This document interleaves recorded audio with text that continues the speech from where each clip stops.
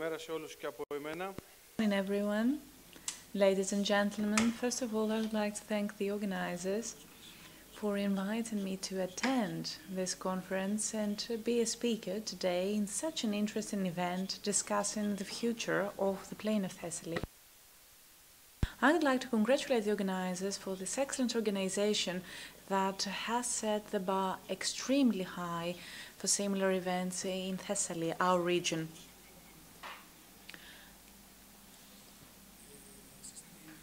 Well, I'm going to focus on the government strategy for the management and rehabilitation from natural disasters. I'm afraid that lately those natural disasters have had a severe impact on primary production, the primary sector and production of Thessaly. This is now an imperative need, considering the extreme weather conditions and phenomena that have affected Thessaly and other regions as a result of the climate crisis, of the climate change. According to the UNESCO's report that was published recently, we know that our climate becomes warmer, drier, and the extreme weather conditions are more frequent, last longer, and are more severe. For example, the tempest Ianos that affected Thessaly last September last year. This was the trigger in order to develop a well-structured and organized reform in terms of state aid provided.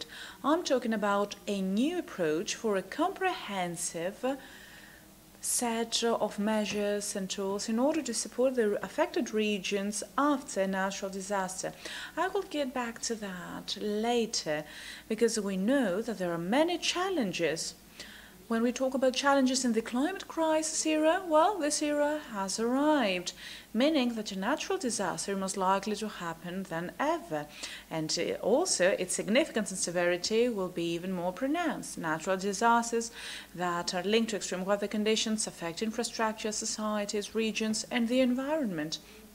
Over the past years in Greece, we have experienced firsthand the impact of natural disasters, and we know that their severity goes beyond what we have already experienced in the past. So we have extreme floods, extensive forest fires, hot seasons, glaciers and freezing weather conditions. All those things happen regularly. It's not the exception as it was in the past. This means that now we have more challenges to tackle, because at the same time we have to address the earthquake activity in our country. Okay, this earthquake activity might not be an outcome of the climate change, but something to add to the natural disasters toolkit. So this means we have new things to address, new needs to tackle at national and supranational levels. The government, following the Prime Minister's guidance, has identified this need, and therefore we know that we need to adjust to the new reality. The government has tried to offer an answer, a response that is based on three pillars. The first pillar has to do with the creation of sustainable, green, viable growth conditions for everyone. This is a pillar that consists of substantial initiatives from national and international experience and new national and innovative initiatives and choices. For example, the Ignite phase out, the achievement and fulfillment of goals that we have set in a more quick way compared to the deadline, the GRECO program in order to make our islands greener and help them become self-sufficient energy-wise, the issuing of a green bond from the Ministry of Finance, as well as the new Climate Act. I guess Mr. Skrekas talked about that yesterday.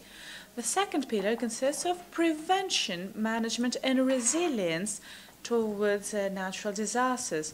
It is at this level that we lay emphasis on works that protect from fire, works that aim at addressing floods. We try to shield our regions towards floods and fires, and we use all cutting-edge tools and technologies in order to protect ourselves. We have a new ministry, the Climate Crisis and Civil Protection Ministry, that tries to address these topics further to the serious reforms that have already taken place in the civil protection arm 2 years ago.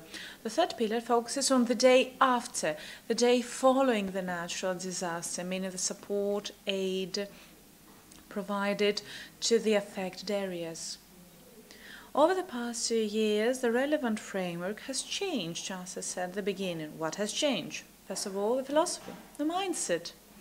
Our goal now is to ensure that this support and aid will reach the beneficiaries as soon as possible in a fair and equitable way, and we want to restore all damages as quickly as possible. So on the basis of this new process, we have created and expanded the state aid framework. This is an institutional change that happened due to the fact that we work more on the field, and by field I'm talking about Thessaly, Karditsa, Farsala, Magnesia. So it is an institutional change that aims having the state by the side of citizens when they are faced with natural disasters and hardships. So we have also discussed the option of subsidies given to a region following extreme weather conditions. This was introduced in early 2021. It is an institutional framework that we created in collaboration with production bodies, the chambers of Karditsa, Magnesia, Larissa. And the result of this new framework was that within a few weeks, companies were able to obtain an advance payment that would support them, an advance payment that would allow them to make it to the next few months. That's the time that we would need in order for them to give them the final amount of the subsidy. And I'm talking about a 50 or 60% subsidy depending on the case. In the past, we had cases where the vast majority of subsidies referred to a 30% compensation of the assessed damage. This was received by the business after 3, 4 or more years. So you do realize that when you get to give some money 3 or 4 years after the flood, after the fire, after the natural disaster, well, I'm afraid there's no point in doing so because many years have elapsed and the support says nothing. So we have changed that. What else did we change? We added agricultural holdings. We approach farmers as businesses. This is how we see them. We treat them in the same way that we treat businesses. This is something that has had a very significant impact in Thessaly because we know that extreme floods had a severe impact on agricultural holdings. In summer 2021, we took a step further. We introduced the process of first aid to businesses and people affected through the single digital platform. So this is the advance payment of the amount that all beneficiaries will be entitled to. It is dispersed over 1 week. This is an advance payment until the last and final amount of the subsidy is determined. This is just like an advance payment given to those who have lost their homes, and they give an advance payment in order for them to find or buy a new home, etc. It is towards this direction, in parallel with the platform, that we ensured the housing aid was also promoted. We tried to make it as flexible as possible. The same applies for the refurbishment of homes and, of course, compensations and reimbursement given for all destructions happened in the primary sector. This happened in collaboration with the Ministry of Agriculture and Food, and we are moving fast over this direction, revisiting frameworks that are obsolete enough and cannot meet the needs of the climate crisis. Now, harmonization moves on. We lay special emphasis on digitalization, speed and justice. I cannot stress enough how important justice is. This is of paramount importance when we talk about digitalizing our procedures, because we want aid and support to reach those who need it. And this is how we ensure proper management and allocation of resources. And we have seen that this is a more effective and efficient response towards the society and the people who are expecting the state aid throughout this period, thanks to cross-checking and cross-validation, through all the means that we have at our disposal. We try to prevent phenomena that happened in the past, where platforms were open and then money was dispersed to everyone. No, this is not the case. Money is given to those who need it the most, who need it now. So we try to make all the legal requirements move forward, move to an entirely different level. And this process of institutional progress that is highly demanding, that is difficult, because we know that we're talking about deeply rooted and well-established regimes in the past. All these things work in parallel with the legal framework. We try to review the legal framework while implementing it at the same time, because the needs are here, they're now, they're imperative, they're pressing. There's no time to waste. We cannot have time, we do not have the luxury of time to discuss it, study it in depth, etc. We need to support financially, practically societies now. So, ladies and gentlemen, the catalyst in this process has been, of course, the natural disaster of Ianos. It was the first case I had to address and tackle. We gave out advance payments. We expanded the safety network in order to cover and address the needs of agricultural holdings. And this is how we applied this manual in the case of other natural disasters. And now I believe that with the law 47/48 of 2021, we now have a more consolidated framework in order to address such cases. Throughout this period, we had other interventions as well. Interventions that are directly relevant to the primary sector. Support with advance payment given to agricultural holdings and businesses, covering the framework of state aid, rather than talking about the former laws and provisions. So we try to address the needs comprehensively in order to include things that went beyond the scope of the laws. Also, the refundable payments and aids, partly refundable aids given to businesses that were operating in the areas that were affected by the regions. And we also have the front-loaded aid given to all the affected holdings. And this happened very, very quickly.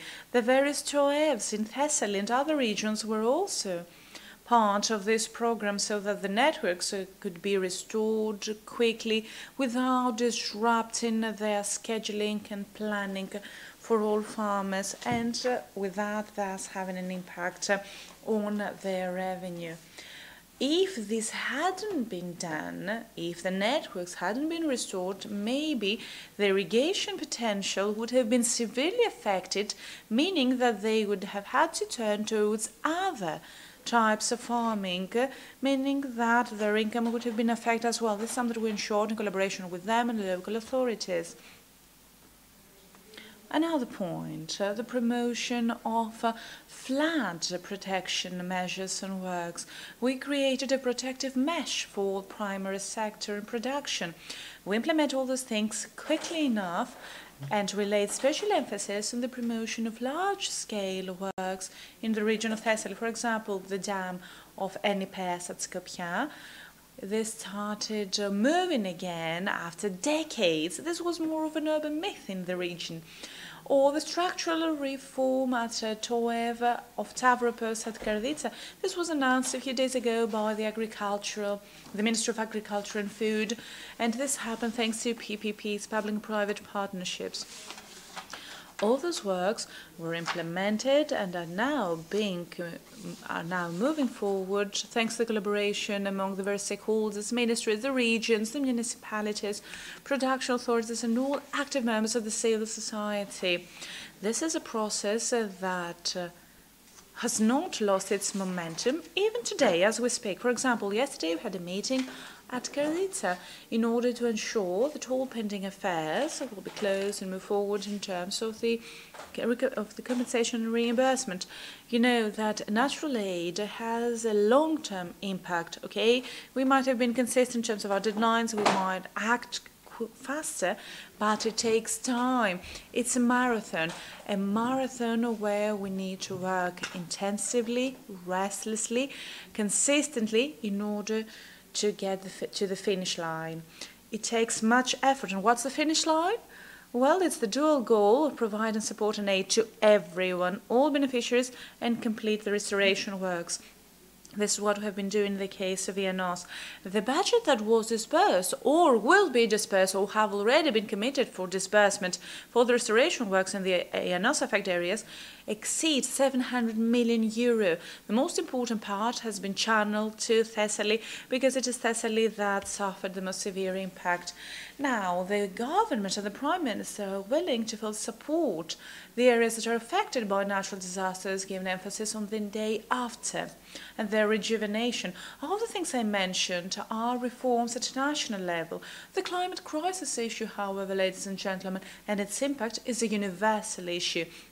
It is an issue that affects our continent, etc. As it was the case with the COVID pandemic, solution to universal problems cannot be national, should be European. So I believe it is more imperative than ever to start discussing about the various choices we have at a European level. An encouraging first step would be to upgrade and reinforce the financing role of the Solidarity Fund in the European Union, meaning that the EU member states are entitled to receive substantial aid following a natural disaster. I'm afraid that until today, this aid has not been enough, has not been sufficient. It's worth noting that in the case of ENOS, we disbursed more than 700 million euro. The fund support did not exceed 22 million euro. So you do realize that there's a long way to go in order to fill this gap. The climate change has arrived. It's here. It's a crisis. It is a game changer in primary sector, primary production, in the prevention and support and reimbursement given following a natural disaster. So we need to adjust to this new reality. We need to adjust at a national and European level. Thank you for your attention.